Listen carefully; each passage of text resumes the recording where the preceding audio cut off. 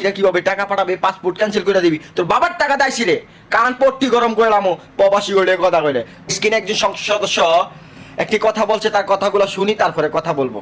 প্রবাসীকে যারা Bangladeshi passport use করবেন অথবা বাংলাদেশের নো ভিসা স্ট্যাটাস নেবেন, তাদের প্রত্যেককেই এই পাসপোর্টের মেয়াদকালে প্রতি বছর একটি নির্দিষ্ট পরিমাণ টাকা। সবাই শুনলেন, সবাই ভিডিও শেয়ার করবেন। দেখেন আমরা প্রবাসীরা কিভাবে থাকি, মানে একটা বস্তিতে যেভাবে থাকি আমরা, সেম ওই কোয়ালিটিতে আমরা এখন থাকি। আমরা প্রবাসীরা জীবনযাপন কিভাবে করি, এমপি মন্ত্রীরা মনে করে প্রবাসীতে লক্ষ লক্ষ টাকা কামায়। ভাই সবাইকে বলছি আপনি প্রবাসী ভিডিও শেয়ার করবেন। এই ঈদের আগে আমি এই ভিডিওটা করার কারণটা কি জানেন? প্রবাসীরা টাকা কামায়, প্রবাসীদের টাকার প্রতি এমপি মন্ত্রীতে এত লোভ কেন?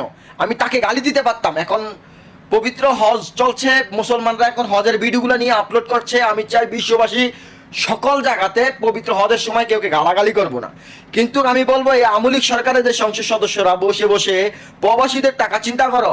প্রবাসীদের জুতা আছে না, জুতাতে যদি বাইরান যাইতো তোদেরকে, তাহলে সোজা হয়ে যাইতি। সকল প্রবাসীদেরকে বলবো ভিডিও যথেষ্ট পরিমাণ শেয়ার করেন।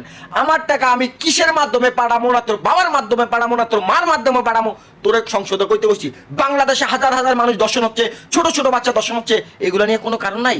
প্রবাসীরা কিভাবে টাকা পাঠাবে, পাসপোর্ট ক্যান্সেল করে দিবি, তোর বাবার টাকা দাইছি রে, কান পট্টি গরম করে লামো প্রবাসী হইলে কথা কইলে। প্রবাসীরা থাকে কিভাবে দেখছস?